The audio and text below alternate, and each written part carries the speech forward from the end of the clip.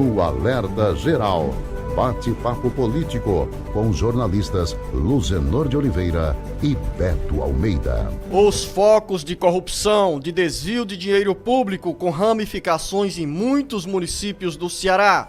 O Ministério Público Estadual e a Polícia Federal, Polícia Civil, aprofundam a partir desta segunda-feira as investigações sobre os contratos sob suspeita de locação de veículos na Prefeitura de Pindoretama, com repercussão em outros municípios. Quem conta mais detalhes sobre esse assunto é o repórter Carlos Silva.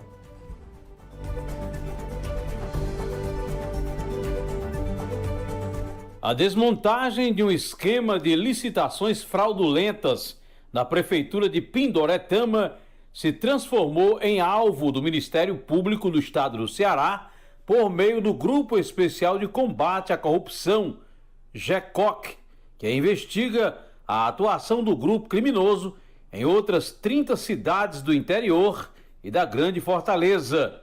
O Ministério Público e a Polícia Civil aprofundam as investigações após ter sido deflagrada na última sexta-feira a Operação Vectura Fraus, que apura desvio de dinheiro público em contratos de locação de veículos firmados entre a Prefeitura e um grupo de empresas. Por determinação da Justiça, foram afastados dos cargos os secretários municipais de Infraestrutura e Serviços Públicos, do Desporto e Lazer, de Administração e do Gabinete do Prefeito. Todos, de acordo com as investigações, são suspeitos de participação no esquema criminoso. Os envolvidos nos atos de corrupção poderão responder por peculato, falsidade ideológica, associação criminosa e fraudes contratual e licitatória. As empresas investigadas teriam recebido da Prefeitura de Pindoretama 2,7 milhões de reais entre os anos de 2021 e 2023. As investigações apontam que o município teria efetuado pagamentos para a utilização de carros muito mais antigos do que os que deviam ser disponibilizados pelas empresas, o que caracterizaria superfaturamento. Os contratos de locação de veículos sob suspeita movimentaram em 30 municípios 449 milhões de reais. Com informações dos bastidores políticos, Carlos Silva. E ainda sobre esse assunto, o repórter Carlos Alberto chega com mais informações sobre possíveis ramificações dessa operação ou da atuação dessas empresas a partir do município de Pindoretama em outros municípios do Ceará. Carlos Alberto. O novo ciclo administrativo municipal começa no dia 1º de janeiro de 2025 com um olhar especial do Ministério Público, da Polícia Federal e da Polícia Civil. As operações que culminaram com a prisão e o afastamento de prefeitos e secretários municipais dão sinais de que, no novo ciclo administrativo, os gestores precisam ficar bem atentos à correta aplicação dos recursos públicos. A partir da operação deflagrada na Prefeitura de Pindoretama, que em 2 anos torrou, segundo o Ministério Público Estadual, 2.700.000 reais com contratos superfaturados de locação de veículos, outros 30 municípios cearenses entraram também na mira das investigações. Há uma certeza: a qualquer momento, novas operações podem ser deflagradas na direção de prefeituras que contratam e gastam dinheiro público com serviços superfaturados e desvio de recursos. Simultânea à ação no âmbito estadual, com a atuação do Ministério Público Estadual, o TCU, Tribunal de Contas da União, a AGU, a Advocacia Geral da União, o Ministério Público Federal e a Polícia Federal estão de olho nas suspeitas de desvios de recursos do orçamento da União transferidos aos municípios por meio de emendas parlamentares.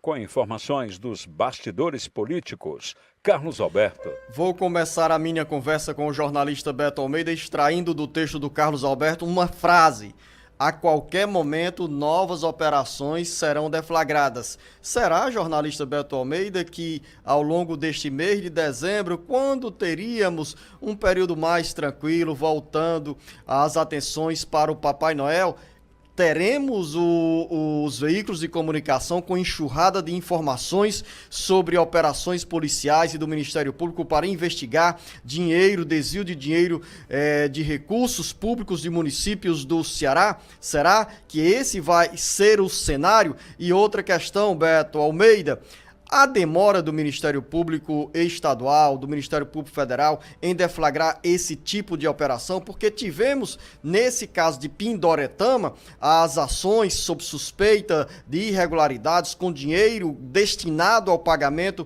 de contratos superfaturados na área de locação de veículos nos anos de 2021 a 2023. Ou está aí a cautela do Ministério Público Estadual de primeiro investigar, comprovar, para depois ir para cima dos responsáveis pelos contratos? Bom dia. Beto Almeida, a análise política com credibilidade e isenção.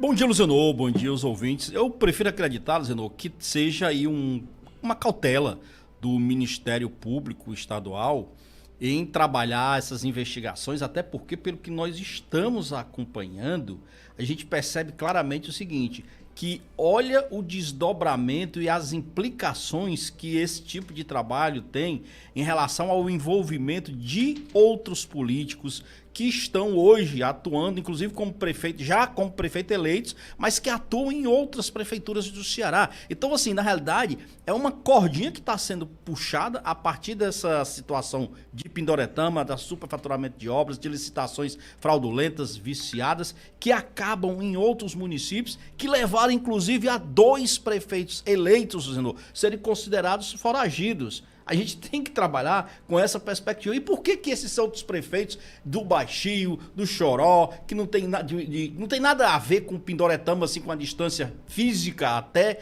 geográfica, por que eles estão, na realidade, foragidos? Porque exatamente eles são empresários, lidam exatamente com fornecimento de serviços, participam dessas licitações fraudulentas e ainda assim estão também envolvidos diretamente na política, uma vez que concorreram a cargos importantes, diga-se, de prefeitos. Eles estão aí habilitados, para assumirem essas prefeituras, tá? O Barroso, né,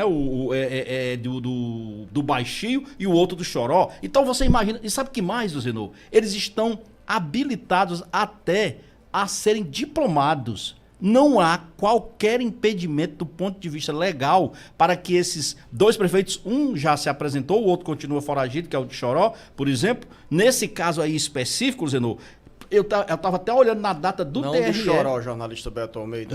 Não. O prefeito o de Baixio se apresentou. Você fez referência ao prefeito de Choró, que se entregou naquela outra operação. Um foi preso e o prefeito eleito se entregou. Aí você está fazendo referência a Baixio. Baixio, não, porque Choró também, lá já atrás tem desdobramento nesse caso de Choró, Luziano. Não é só uma coisa só, não. Antes fosse. Aí tem Baixio também, no caso de Baixio. Choró, por exemplo, eu estava olhando aqui, tem diplomação prevista para lá agora, no dia 14 de dezembro. E no Baixio... No sábado, 14 de dezembro, é isso, sábado? Camila? Pronto. Vamos lá. No Baixio está previsto para o último fim do dia do prazo da Justiça Eleitoral para a diplomação, que é dia 19 de dezembro. E aí você pergunta o seguinte, e eles vão poder... Por exemplo, no caso aqui do prefeito de Baixio, ele se entregou na sexta-feira. Vamos imaginar que ele ainda esteja preso.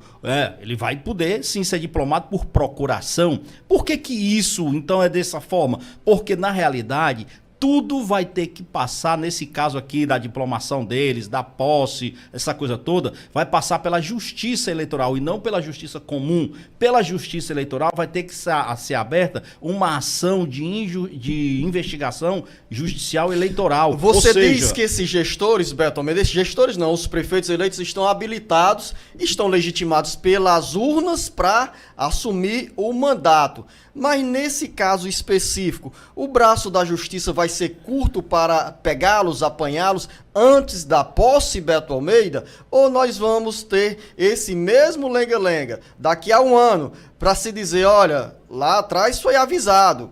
Porque com uma investigação dessa tão aprofundada que mostra esses focos de irregularidades no uso do dinheiro público, e mesmo assim, esses prefeitos serão empossados? Serão, Luzenor, serão empossados. Não tenha dúvida. Nós vamos conviver com essa situação, sim. É algo que eu diria constrangedor para a política, para quem faz da política uma ação pública que deve ter respeitabilidade, mas nós vamos ter que conviver com essa situação, porque é isso o que diz a lei, é isso o que diz a legislação eleitoral, inclusive. Eu não acho até que isso seja o modelo correto, mas é, infelizmente, como há esse entendimento hoje. Nesse caso aí, como eles foram eleitos pelo voto, eles vão ter, então, que ter toda uma ação de investigação eleitoral à parte, correndo até que isso seja decidido em relação se eles terão ou não o mandato cassado. Aí já é outra questão, mas enquanto isso,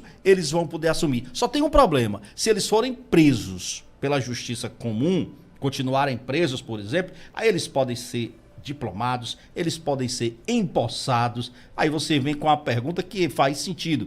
E aí, como é que um prefeito preso, mesmo tendo sido diplomado, mesmo tendo sido empossado, vai administrar? Aí ele não administra. E a pergunta é também em cima, outra pergunta, jornalista Beto Almeida, como um prefeito eleito que comprovadamente está envolvido em irregularidades, em desvio de dinheiro, em contratos fraudulentos, pode assumir o comando administrativo de um município?